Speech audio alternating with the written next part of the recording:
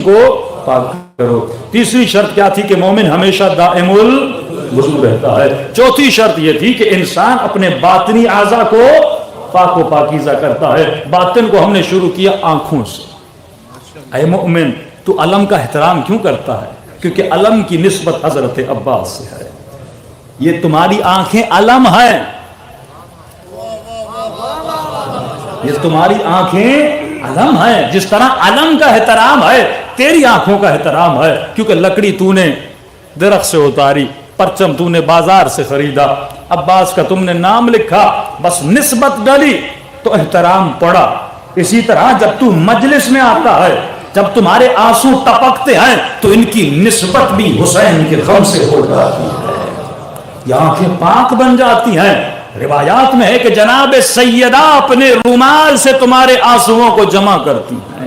جب مومن روتا ہے تو اس کے پیچھے کھڑی ہو جاتی ہیں اور کہتی ہیں اے خدا یہ میرے حسین کے غم میں رو رہا ہے, میں اس سے راضی ہوں, تو اس سے راضی ہو جا. تو اے مومن مجلس سے اٹھنے کے بعد آنکھوں کو نجس نہ کیا کرو, ان کی بے احترامی نہ کیا کرو, کیونکہ یہ حسین کے غم میں آنسو بہا چکی ہیں. پھر امام کیا فرماتے ہیں, لا فتنۃ اعظم من الشہوہ, شہوت سے بڑا کوئی فتنہ نہیں ہے. یہ آج آپ کے بچے یونیورسٹیز میں جاتے ہیں, مکس گیدرنگز میں جاتے ہیں, ایون ہم گھروں میں بیٹیوں کی شادیاں کرواتے ہیں, رشتہ داروں کو بلاتے ہیں, مکس گیدرنگ کرتے ہیں. ایسی شادیوں پہ اہل بیت کی لعنت ہوتی ہے جہاں پہ بدحجابی ہو, جہاں پہ عریانی ہو, جہاں پہ نامحرموں کا کوئی پردے کا بندوبست نہ ہو. مجلس میں آپ آتے ہو, آپ کو ایک سسٹم بتایا جاتا ہے, یہاں مرد بیٹھیں گے وہاں خواتین بیٹھیں گے. یہی سسٹم آپ کی شادیوں میں ہونا چاہیے, کیونکہ اہل بیت کو اگر دعوت دینی ہے تو اسی طرح دعوت دو جس طرح اپنی مجلسوں میں دعوت دیتے ہو. اگر ایسا نہیں ہے تو رحمت نازل نہیں ہوگی. دوسری شرط یہ تھی کہ انسان اپنی زبان کو بھی نجاست سے پاک کرو. مومنوں میں جھگڑے ہوتے ہیں, طلاقیں ہو جاتی ہیں اسی گناہ زبان کی وجہ سے. آپ نے غیبت کر لی, آپ نے چغلی مار دی, آپ نے یہاں کی بات وہاں پہنچا دی, آپ نے دیکھا کہ کوئی جوان گناہ میں مبتلا ہے, فوراً جا کے اس کے باپ کو بتا دیا, محلے والوں کو بتا دیا, دوستوں کو بتا دیا, ارے فلاں تو شرابی ہے, فلاں تو زانی ہے. معصوم فرماتے ہیں یہ کردار اہل بیت کا کردار نہیں ہے. برائیاں دیکھو تو برائیاں چھپاؤ, جس طرح وہ تیری برائیاں چھپاتا ہے تو اس کے بندوں کی برائیاں چھپا.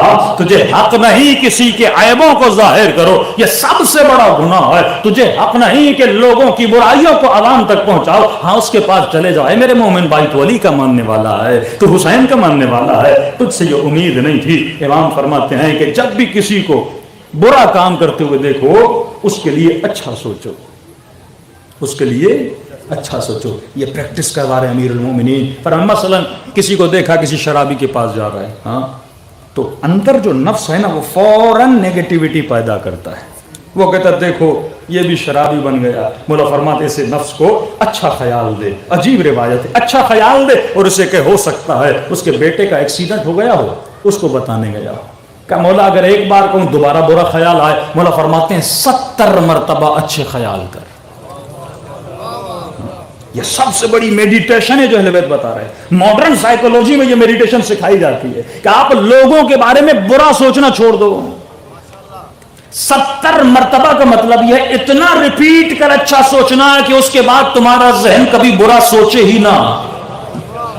مولا پریکٹس کروا رہے ہیں, 70 مرتبہ اچھے خیالات لاؤ, 70 مرتبہ اچھا سوچ. مثلا یہ سوچ اس کے بیٹے کا ایکسیڈنٹ ہو گیا ہو, مثلا یہ سوچ اس کی ماں بیمار ہو عیادت کے لیے گیا, مثلا یہ سوچ اس کے پیسے واپس دینے گیا ہو, مثلا یہ سوچ کسی مومن کا پیغام دینے گیا ہو. اسی طرح 70 مرتبہ پریکٹس دلا اپنے مائنڈ کو کہ یہ 70 مرتبہ اچھے خیال کرے. سننے والا بڑا عجیب تھا اور ڈیڈ بھی تھا, کہنے لگا یا علی اگر 70 مرتبہ بھی اچھا سوچوں اور 71واں خیال پھر بھی. کہتے کیوں؟ اگر آپ نے کسی کا بغض رکھا, کسی کے لیے برا سوچا, جب جب سامنے آئے گا فرماتے ہیں وہ کانٹا بن کے آپ کو لگے گا. آپ کو ہو گیا ارے پھر کہاں سے آ گیا, اے کاش اس منوس کی شکل میں نہ دیکھتا. تو فرماتے جب آپ بغض رکھتے ہو نا تو بغض آپ کی موت کا سبب بنتا ہے. تو اگر کوئی علی سے بغض رکھ رہا ہے نا موت اسے خود ہی آ جائے گی. بھئی بغض رکھے گا تو کیا ہوگا, جب جب جلوس دیکھے گا اندر سے جلے گا, جب جب مجلس دیکھے گا اندر سے جلے گا. سینے میں جو عباس کے قدموں کی دھمک ہے, سینے میں جو عباس ماں کی دمک ہے بات رکھے کے دی کی سرے عرش تلک ہے. یہ کہہ کے گزرتا ہے گرجتا ہوا بادل, یہ کہہ کے گزرتا ہے گرجتا